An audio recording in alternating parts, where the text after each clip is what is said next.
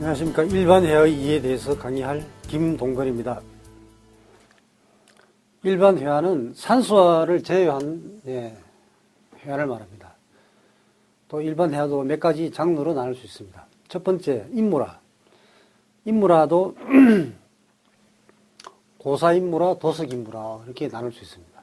고사인물화는 옛 이야기 속의 인물을 주제로 그 인물이 되고자 하는 소망을 표현했습니다. 그러니까 어떤 유교에서 말하는 성인, 어떤 또 닮고자 하고 하는 그런 어떤 바람직한 인간상 이런 거를 말하겠습니다. 그래서 그런 그림들이 인물화가 표현된 그림들이 탁족도, 간폭도, 송하인물도 이런 그림들이 주로 그 소재가 되겠습니다. 그 다음에 도석인물화라고 하면 이 도석이라는 말이 이 앞에 도는 도교를 말하고 석은 이게 그 불교를 말합니다. 석가모니 한다 할 때. 그래서 도교적 주제, 신선도라든지 또 불교적 주제인 선종화를 말합니다. 풍속화하면 일상적이고 평범한 생활의 전경을 소재로 했습니다. 그래서 이 내용은 다양한 인간사가 표현된 것이 특징이고, 대표적인 화가가 알다시피 김홍도, 신윤복, 이 화가가 되겠습니다. 근데 이 풍속화는 또 워낙 범위가 넓고 작품도 많기 때문에 이 풍속화를 여기 일반 회화에서는 다루기가 좀 벅찹니다. 그래서 나중에 다음 기회에 풍속화만 따로 별도로 이렇게 독립시켜서 알아보는 시간을 갖도록 하겠습니다. 그 다음에 기록화. 이거는 어떤 역사적 사건이나 특정 인물들을 사실에 충실하게 그리는 기념적인 그림입니다. 그 당시에 있었던 그 아주 중요한 사건들, 그런 것을 그림으로 남겨서 어떤 후세의 어떤 교훈적인 그런 어떤 내용, 교훈적인 성격을 갖게 하기 위해서 이 기록화를 남겼습니다. 대표적인 것들이 이제 억에도, 그 왕실에서 행해진 중요한 행사를 그린 그림이죠. 계해도. 계해도는 이제 보통 선비들이 어떤 계모임을 통해서 거기서 시를 짓고 술을 마시고 이런 풍경, 이 계도고, 그 다음에 이제 전쟁도, 임진왜란이라든지 병자호란 이런 큰 전쟁에서 어떤 전투 장면 이런 것들을 남기는 것이 이제 전쟁도가 되겠습니다. 이번 시간에는 이 기록화 중에서도 이 전쟁 그림에 대해서 알아보도록 하겠습니다. 그 다음에 초상화가 있습니다. 초상화는 이제, 그 당시 초상화의 가장 핵심적인 것이 전신사조입니다. 전신사조.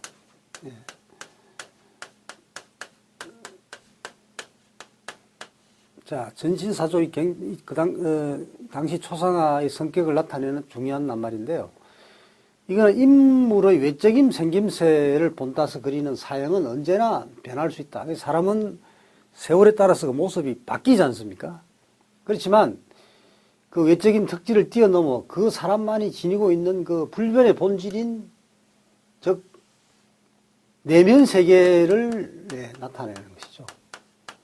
외형은 시간에 따라 바뀌지만 내면 세계는 절대 바뀌지 않죠. 오히려 더 성숙돼 가는 모습을 보이고 있는데, 여러 초상화가 있습니다만은 대표적인 초상화가 윤두서 자화상과 이제 초상화, 이 두 초상화를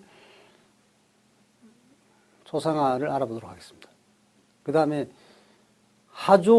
영모 하조화가 있습니다. 영모라는 게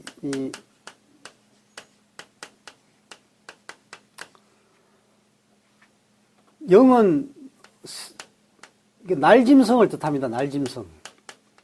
날짐승이니까 새죠. 새.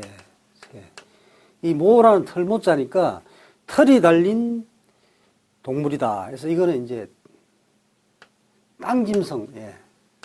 땅짐승. 그러니까 영모라고 하면은, 영모하라 하면, 날짐승과 길짐승을 그린 그림을 영모하라 합니다. 그 다음에 하조하는 뭐, 꽃과 새를 그린 그림을 하조하라. 이렇게. 예. 자, 이 중에서, 그 김명국이라는 사람이 그린 달마도에 대해서 알아보겠습니다. 이 그림은 너무나 유명해서 뭐 그림에 큰 관심이 없는 사람이더라도 한 번쯤은 이렇게 눈에 익은 그림입니다. 이 김명국은 산수화에서도 아주 또 특기가 있는 사람인데요. 이 절파풍의 대표적인 작가입니다. 그런 도화서의 하원으로 교수까지 지냈습니다. 1636년, 43년 두 차례에 걸쳐 일본 통신사의 일행으로 따라간 적이 있습니다. 이 김명국에 대해서 정내교가 지은 그 완암집, 완암집이라는 문집에 보면 김명국은 성격이 호방하고 해악에 능했으며 술을 좋아하여 몹시 취해야만 그림을 그리는 버릇이 있어서 대부분의 그림은 다 술 취한 다음에 그린 것이다. 이런 기록이 있을 정도로 술을 굉장히 좋아했습니다. 그래서 또 술 좋아하는 사람들 성격도 좀 호방하고 또 뭐 해악이라는 말은 또 우스갯소리죠. 이런 말도 잘하고 그래서 참 인간적인 굉장히 매력이 넘치는 이런 사람. 그래서 이 사람 호가 연담이라는 호가 있습니다. 원래 연꽃 연자에다가 연담이라는 호가 있고 또 술을 너무 좋아했기 때문에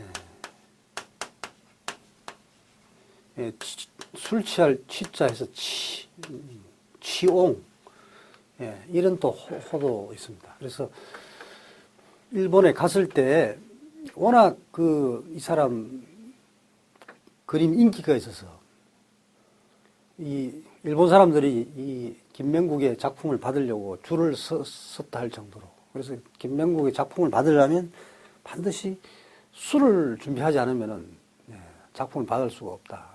그런 일화가 있습니다. 그래서 이 달마도도 보면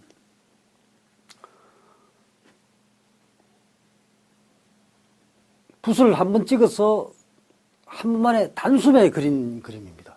여기서 뭐 두 번을 껐다든지 또 이렇게 한 번 또 개치를 했다든지 이러면은 이런 생동감이 나타날 수 없죠. 그래서 이 달마도는 김명국뿐만 아니고 여러 뭐 화가들이 그림이 있지만은 이 그림이 제일 유명하고요. 그래서 여기 보시면 조선시대 선종하는 일부 화가들만 그랬다. 대표적인 달마도는 힘차고 간결한 필치로 고도의 음결된 달마의 내면 세계를 표출하고 있어. 이 그림 하나만 통해서 보더라도 김명국의 어떤 필치가 상당한 실력이 도달했음을 알 수 있습니다.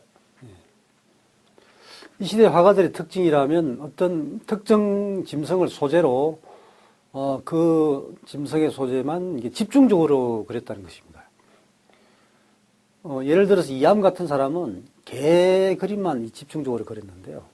이 목연도 이암 음이 이 개라는 뜻인데요. 이암은 16세기 중엽에 활동한 동물화로 유명합니다. 그의 장기는 개가 되겠습니다. 이 목연도는 이렇게 나무 밑에 자리 잡아 앉은 어미개와 어미의 젖가슴을 파고드는 강아지들을 다루고 있습니다. 특히 안경을 쓴 듯한 그 음영으로 처리된 강아지들의 이 모습, 눈에는 정말로 천진스러움이 넘치고 있습니다.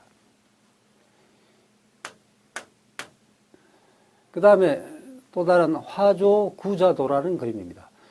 화조구자도 역시 향기 짙은 꽃나무가 포물선을 이렇게 여백을 적당히 메우고 있고 굽어진 가지에는 한 쌍의 예쁜 새들이 상하에 앉아서 그 꽃내음을 맡고 있습니다. 또한 꽃향기에 이끌려 나비와 벌이 또 날아들고 있죠. 이